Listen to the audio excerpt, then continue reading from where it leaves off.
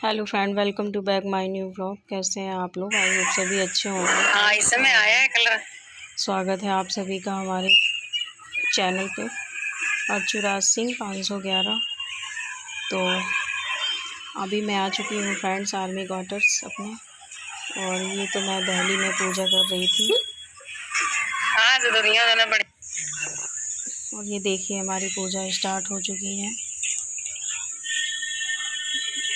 मेरी तबीयत फ्रेंड बहुत ज़्यादा ख़राब थी। मैं कानपुर गई थी तो मुझे डेंगू और टाइफाइड दोनों एक साथ हो गया था। तो फिर मैं अपनी सिस्टर के पास ही रुक गई थी, क्योंकि मेरी इतनी कंडीशन नहीं थी कि मैं सारा कुछ अरेंजमेंट कर सकूं यहाँ आर्मी क्वार्टर में आके। तो फिर मैं अपनी सिस्टर के पास रुक गई थी, ताकि सारा कुछ उसने सब कुछ मैनेज कर लिया था थोड़ा थोड़ा करके। जितना हम लोग करते हैं, हमारे साइड जितना करते हैं कानपुर में, मम्मी मेरी जितना करती हैं पूजा पाठ, उतना तो मैं नहीं कर पाई थी। लेकिन चौथ माता के लिए मैंने जो मेन चीज़ें थी मैंने सब कर लिया था, और कथा भी कर ली थी। और बिल्कुल इतनी हिम्मत नहीं थी कि मैं कथा भी सही से नहीं पढ़ पा रही थी। कुछ कुछ वर्ड मैं पढ़ते पढ़ते रुक जा रही थी, और मुझे बहुत रोना भी आ रहा था। पता नहीं क्यों मुझे बहुत रोना आ रहा था, क्योंकि मुझे ये चीज़ याद आ रही थी कि मैं जब तीज व्रत थी तब भी मैं बीमार पड़ गई थी। और फिर पृथ्वी पर मूर्छित होकर गिर पड़ी। सब भाई यह देखकर रोने लगे।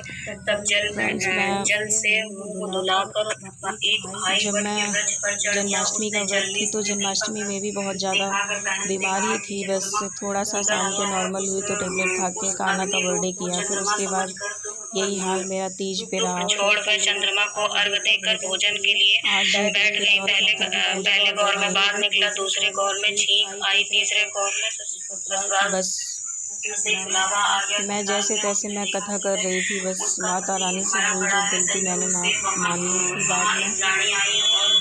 जैसा कि मेरे पापा कहते हैं कि बेटा मतलब पूजा करो, और पूजा करने के बाद क्षमा याचना जरूर करनी चाहिए, क्योंकि हम मनुष्य हैं तो हमको मनुष्य योनि में इंसान से बहुत ही ज़्यादा गलतियाँ होती हैं, और हम समझ पाते भी हैं और नहीं भी पाते हैं। तो इसलिए क्षमा याचना जरूर करनी चाहिए हमें पूजा करने के बाद। तो बस वही मैंने किया। और बस कथा को जैसे तैसे मैंने पढ़ी। बस जिस तरीके से पढ़नी चाहिए थी उस तरीके से मैं नहीं पढ़ पा रही थी, क्योंकि मेरी कंडीशन बहुत ज़्यादा ख़राब थी। यहाँ तक कि मतलब मेरा हाथ भी नहीं उठ रहा था कि मैं मतलब तैयार भी नहीं हो पा रही थी। फिर मैंने अपनी बहन से बोला, मैंने कहा बहन तो मुझे तैयार कर दे। फिर उसने मेरा मेकअप वेकअप सब किया, और फेस पे क्रीम तक मैंने नहीं लगाई थी। और बस साड़ी जैसे तैसे साड़ी बांधी, और बस रेडी हो गई। और फिर फोटो साथ भी अपना रेडी होने लग गया। और फिर हम दोनों ने खड़े होकर पूजा कर ली, क्योंकि कमरे में बड़ा तो कमरा था लेकिन इतनी जगह अवेलेबल नहीं थी कि मतलब बैठ के कर पाओ, क्योंकि मंदिर ऊपर लगा हुआ था। तो फिर हम लोगों ने खड़े खड़े अच्छे से पूजा कर ली माता रानी की, और माता रानी को अक्षत और फूल चढ़ा दिए। कथा तो छोटी सी होती है, लेकिन पढ़ने में ही हालत ख़राब हो जाती है। बस अगर मैं ठीक होती तो सब कुछ अच्छे से करती, और जो करती थी वो सब करती। लेकिन कोई बात नहीं, माता रानी भी जान रही हैं कि मैं किस कंडीशन में हूँ। हमारी कथा संपन्न हो गई, और हम सभी देवी देवताओं से आशीर्वाद ले रहे थे।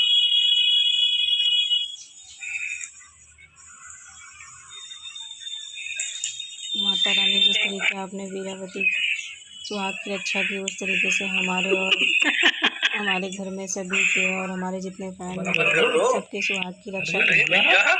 और हमारे भाई बहन खूब झगड़ा हुआ। चलो बाहर, चांद निकलने वाला है, जल्दी पैर वैर छुआ लियो तो बहस करो।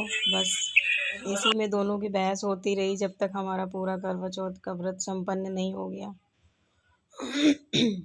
बस हम आ गए बालकनी में और चांद का वेट करने लगे। हमारी सिस्टर बोल रही थी कि तुम परेशान नहीं हो, बस 8 बजे चांद निकल आएगा। 8 का वेट करते करते करते करते 10 साढ़े 10 बज गए, और निकल चुके थे। बस एक मकान था, 2 मंजिल का मकान था, बस उसी के पीछे थे, और सारी लेडीज़ें पूजा कर रही थी। हम लोगों को समझ में नहीं आ रहा था, लेकिन देखा भी तो फर्स्ट में उसी ने देखा। फिर चिल्ला के बोली चांद निकल आया, चांद निकल आया।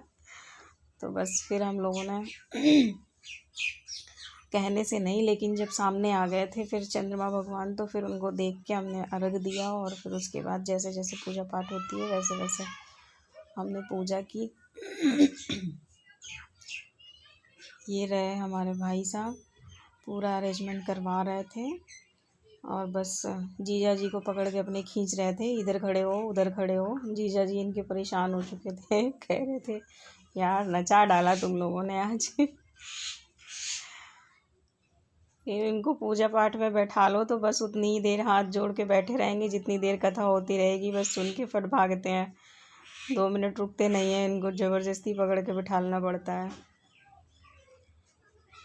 लेकिन उस दिन तो पूजा काफ़ी देर तक मतलब थे साथ में, बहुत मतलब पूरी पूजा में साथ में थे, पूरा अच्छे से पूजा पाठ करवाया।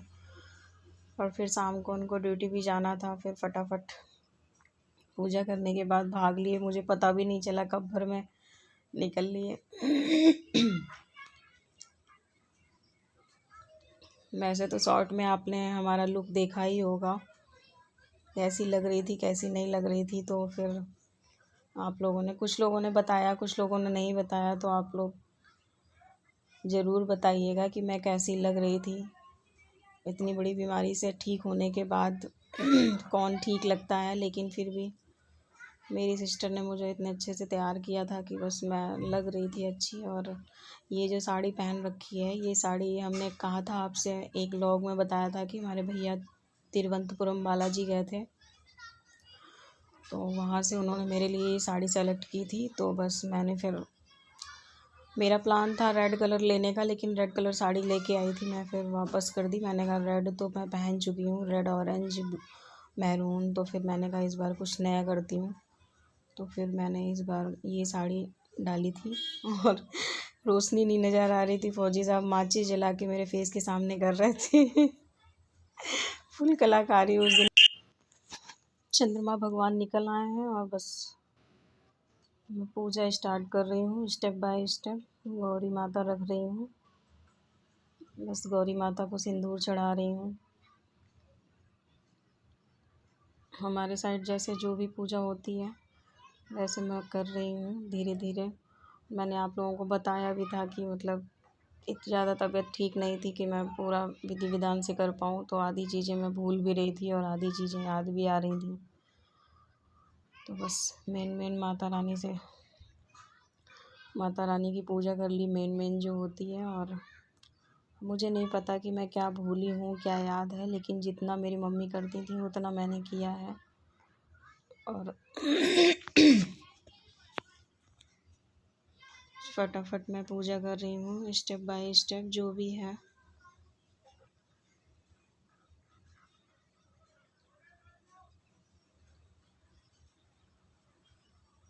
चांद भगवान निकल आए हैं और इनको हंसी आ रही है कि चंद्रमा भगवान थे मकान के पीछे और हम लोग आगे देख रहे थे। अभी देख सकते हैं आप, बिल्डिंग के जस्ट ऊपर है, टंकी के पास एकदम। लेकिन मैंने देख के ही पूजा की थी और मैं देख के ही करती हूँ। फौजी साहब का तो बस कहना ही नहीं था, क्योंकि चांद निकलता है सबसे ज़्यादा खुशी उनको होती है। कहते हैं मैं तो भाई भूखा मर जाता हूँ, बस ये सोचता हूँ भगवान जल्दी निकाल दो तो इनके साथ हमें भी खाना मिल जाएगा। क्योंकि इनसे भूख नहीं बर्दाश्त होती है, बस चांद दिखा नहीं कि बस तुरंत चिल्लाना चालू कर देंगे, खाना दो खाना दो। जय हो प्रभु, आप इसी तरीके हर साल जल्दी निकलना और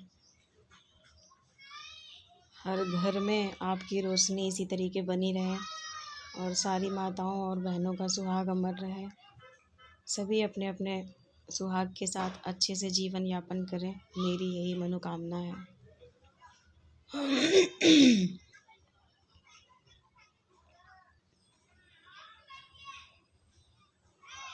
अभी हम लोग डिसाइड नहीं कर पा रहे हैं कि इनकी पूजा मैं कहाँ करूँ। चांद भगवान की तो हो गई,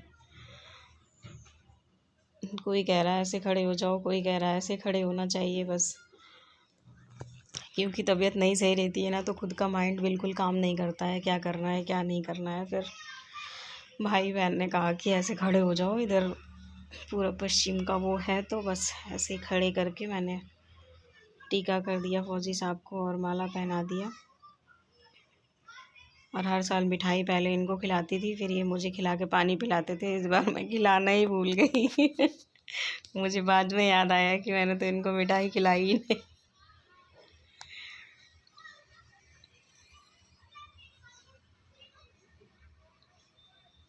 इतना छोटा सा माला मिला था कि एकदम 2 बीती का था। लाए यही थे, ये नहीं कि थोड़ा सा बड़ा ले लेते हैं। इतना भी समझा के भेजो ये चीज़ ऐसे लाना, वो चीज़ वैसे लाना, ज़रूर कुछ ना कुछ तो भूल ही जाते हैं। भाई चुन्नी मेरी लोटे में ही फंस रही थी, मैंने पैर छुए फौजी साहब के और फुल आशीर्वाद दिया।